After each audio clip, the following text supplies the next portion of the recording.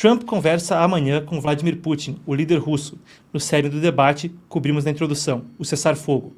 Assina ou não assina?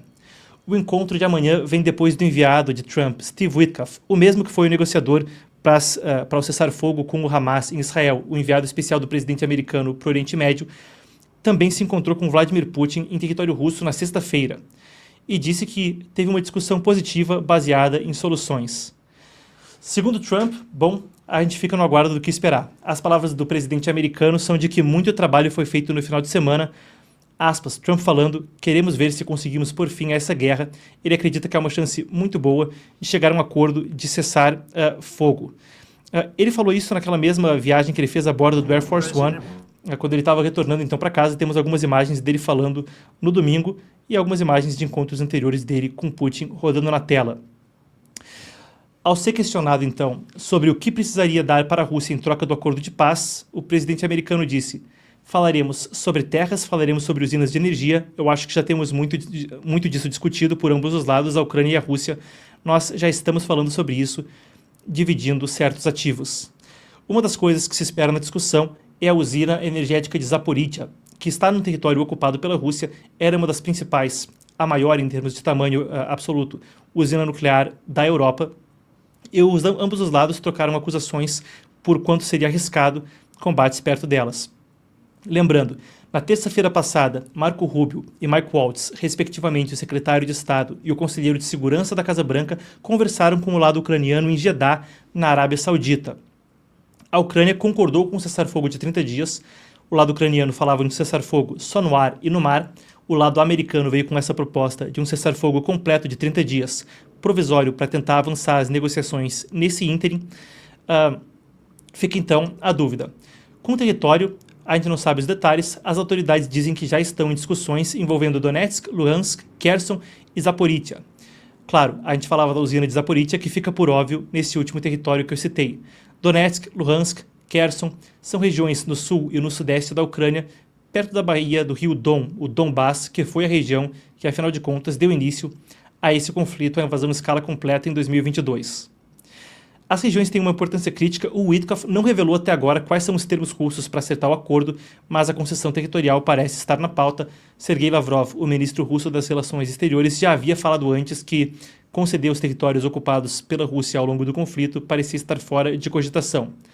Vamos então a quais são as perguntas-chave que a gente parece estar de olho para a conversa de amanhã e, claro, voltaremos com a cobertura disso amanhã assim que ocorrer. O que a Rússia está pedindo para citar o cessar-fogo? Até que ponto a Ucrânia, por outro lado, sabe de quais são as solicitações? O que a Ucrânia está disposta a renunciar em um acordo de paz? Afinal de contas, garantias de segurança são o ponto central da conversa de Zelensky. O medo do presidente da Ucrânia é que, se não houver algum tipo de garantia, Putin volte a invadir o país após um ínterim de paz. Podemos criticá-lo? Afinal de contas, foi o que aconteceu entre 2014 e 2022. E ainda, o que os europeus interessados no acordo, França, Reino Unido, Noruega e Finlândia, estão dispostos, entre tantos outros, a aceitar do que seria requisitado pela Rússia?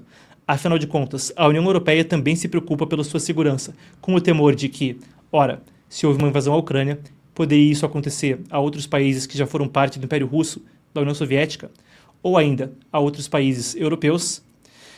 Nesses pontos de divergência é que estão os desafios, e não sabemos o que deve acontecer. Mas temos algumas das citações aqui de oficiais para antecipar o que a gente espera de amanhã. Nós temos aqui, então, fala do vice-ministro das Relações Exteriores da Rússia, Alexander Grushko.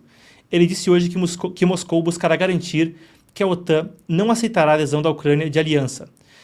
Nas palavras dele, nós exigiremos que garantias de segurança inabaláveis se tornem parte desse acordo, disse Grushko à agência de notícias Izvestia. É uma estatal.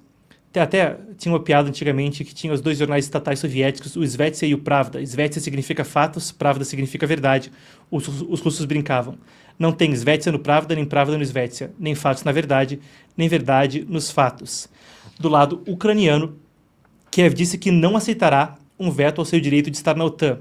Nas palavras do ministro das Relações Exteriores ucraniano, nenhum país pode ter direito de veto sobre a escolha do povo ucraniano, a escolha da Ucrânia com relação à participação em determinadas organizações, seja União Europeia ou OTAN, disse o Andriy Sybiha, então, o ministro das Relações Exteriores, a um site local. Trump e Pete Hegseth, o presidente americano e o ministro da Defesa, já tinham descartado a participação da Ucrânia na OTAN. Claro, uma participação dependeria de aprovação não só do presidente, mas do Congresso dos Estados Unidos. Como um tempero, os ministros do G7 das Relações Exteriores, Marco Rubio esteve no Canadá dialogando com eles, reafirmaram o seu apoio à integridade territorial da Ucrânia, condenaram a agressão da Rússia e é mesmo então um gesto de que possa vir mais sanções à Rússia se ela resistir e não acertar um cessar-fogo. A posição é que, aspas, discutiram a imposição de custos adicionais sobre a Rússia caso o cessar-fogo não seja acordado, incluindo novas sanções. Em retrospectiva, a Rússia já é o país com mais sanções no mundo, são mais de 24 mil, das quais 21 mil vieram desde a invasão de 2022. A chamada entre Trump e Putin consegue trazer a ordem diante do caos. Aguardemos conforme a pressão por um cessar-fogo e do lado ucraniano pressão sobre que garantias de segurança se consegue negociar. Ficamos de olho nesses pontos, concessões territoriais, posição europeia e ainda garantias de segurança para a Ucrânia.